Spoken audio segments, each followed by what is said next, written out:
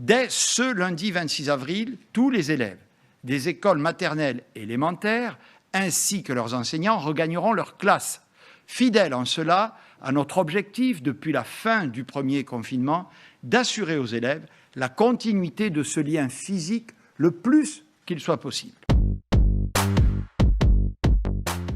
Ce seront, dès la semaine prochaine, plus de tests salivaires pour les écoles élémentaires.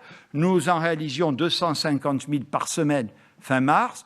Nous en proposerons 400 000 par semaine à la reprise, avec la perspective d'atteindre 600 000 tests d'ici la mi-mai.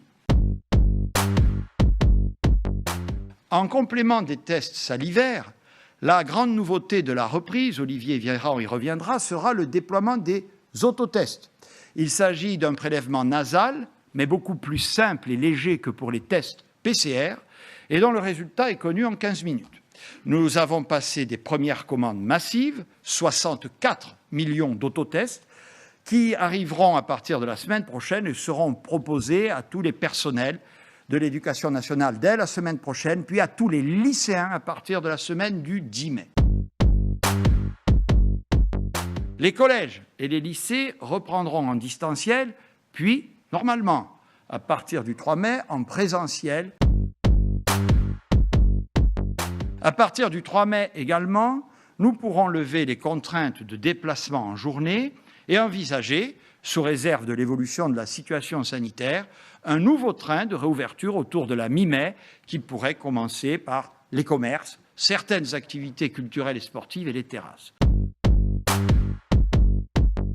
Grâce à cette mobilisation exceptionnelle, nous sommes sur le bon chemin pour atteindre notre objectif de 20 millions de personnes ayant reçu une première injection à la mi-mai et 30 millions à la mi-juin. Les dernières négociations conduites par la Commission européenne nous feront bénéficier de plus de 7 millions de doses supplémentaires que Pfizer nous livrera entre début mai et fin juin. À partir de samedi, un système de contrôle renforcé sera donc mis en place pour les personnes arrivant du Brésil, d'Argentine, du Chili, d'Afrique du Sud et d'Inde. La liste des motifs autorisant une arrivée en France sera encore restreinte. La réalisation d'un test sera systématisée non seulement au départ, mais aussi à l'arrivée.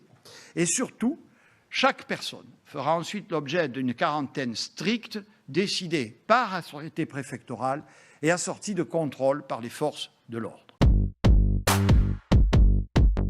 C'est pourquoi depuis le 12 avril, en Île-de-France, nous avons lancé une grande opération, une grande expérimentation qui est portée par 7 structures qui distribuent des autotests au sein des accueils de jour, des centres d'hébergement d'urgence, des campements de gens du voyage ou des campements roms.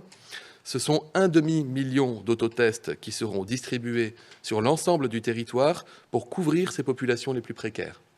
Dans un deuxième temps, 700 000 autotests supplémentaires seront déployés dans les quartiers prioritaires de la ville pour permettre également d'améliorer les capacités de dépistage dans ces territoires en lien avec les acteurs locaux.